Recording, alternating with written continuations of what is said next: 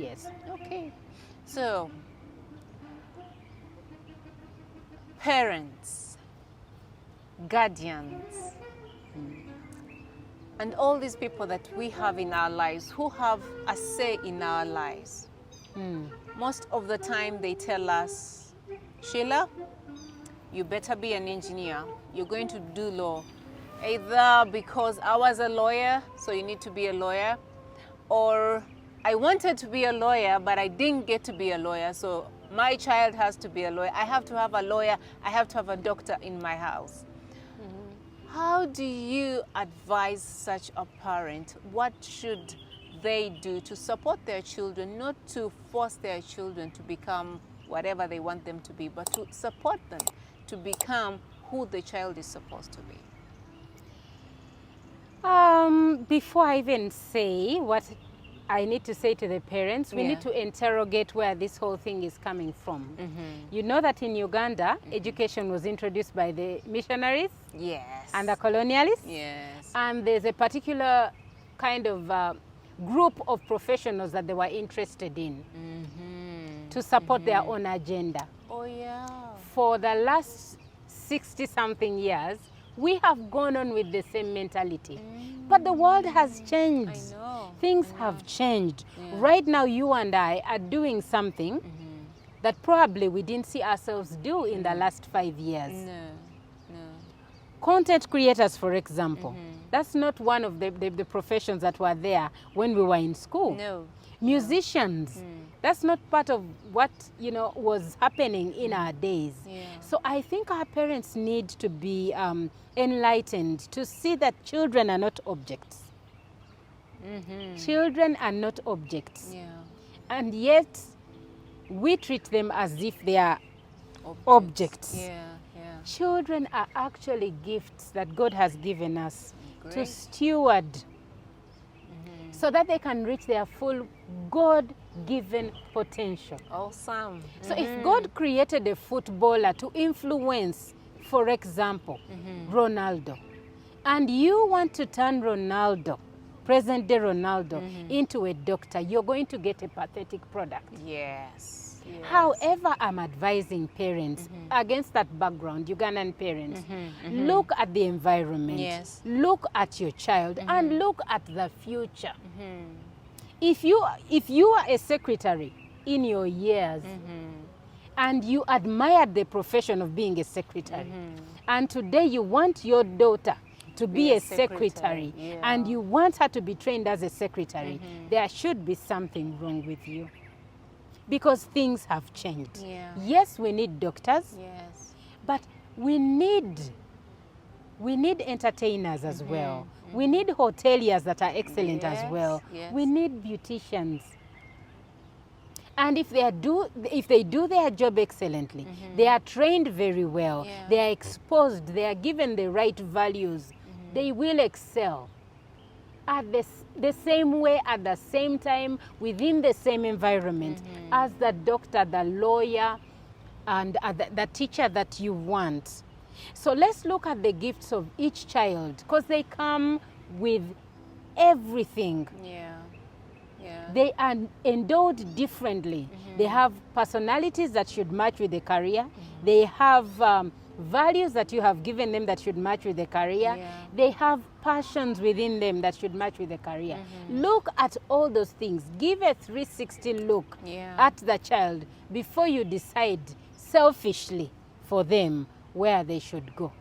Okay. Why would you expose a child that fears blood to a profession that involves surgery? Why? True. Yeah. Yeah. Yeah. You're going to turn out a miserable professional. They will not do a good job, they will not be excellent, and lastly, they will not be happy.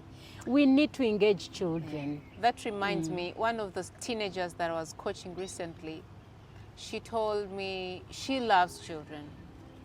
She loves children, and because she loves children, she thought she would be like a pediatrician, she would do something. So she said, in one of my holidays, I want to go to a hospital and visit a hospital and work with the children who are there and see what's happening.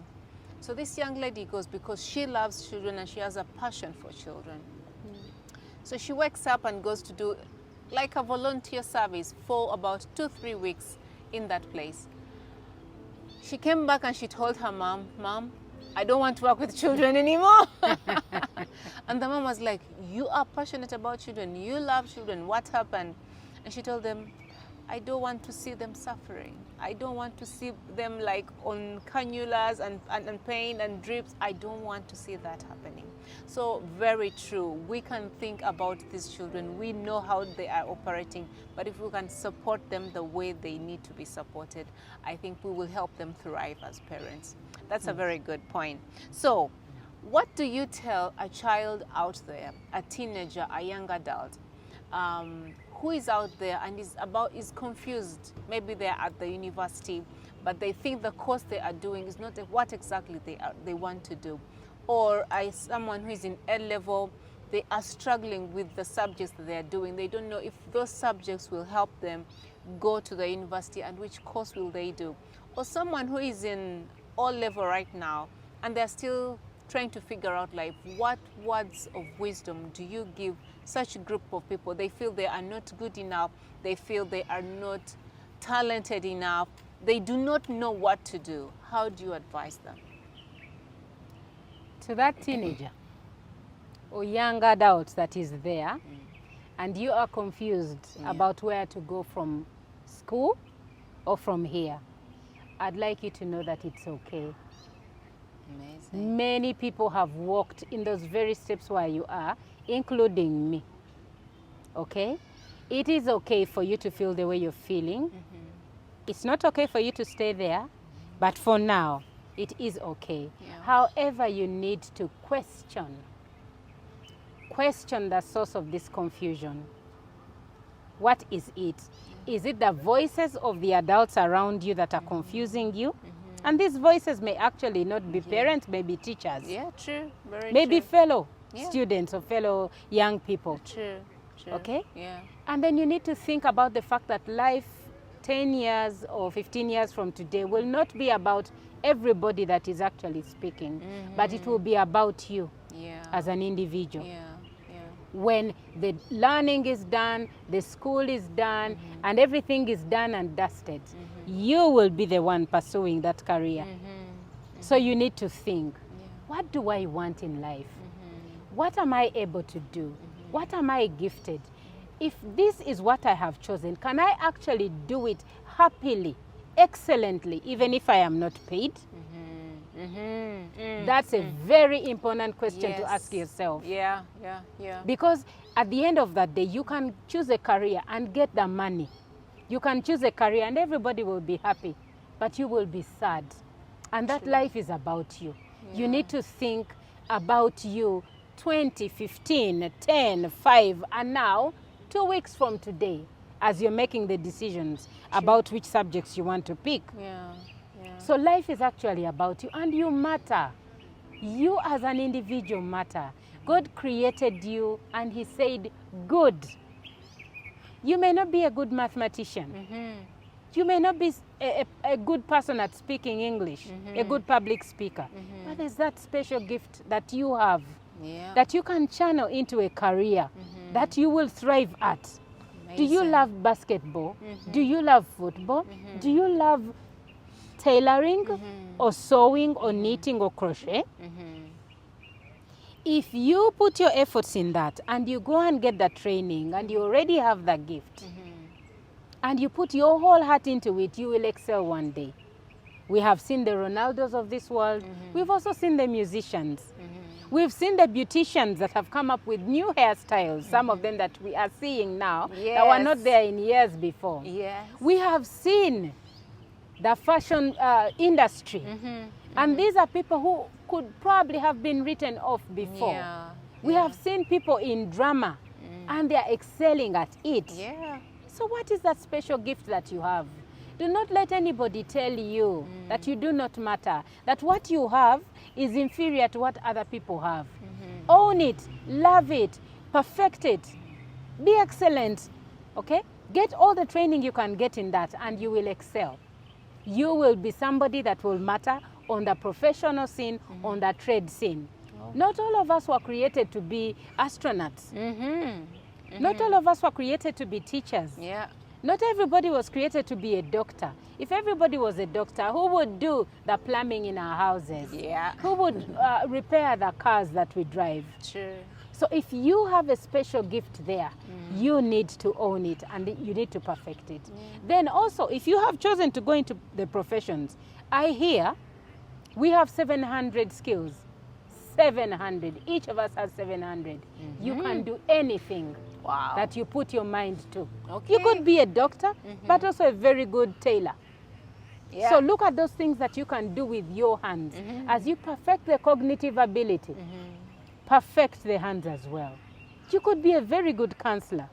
Look at all those things. You cannot be defeated. Yeah. You're so much more than what you think you are or what people are telling you. Yes. Amazing. So I think I'm going to be a culprit on that. When I was walking here for this interview, I spoke to my daughter because she really wanted me to interview her and about career guidance. And I was asking her, what exactly do you want to be? I know you love gymnastics. She's like, of course gymnastics. I'm like, okay, so if you didn't have gymnastics, what else would you do? Netball.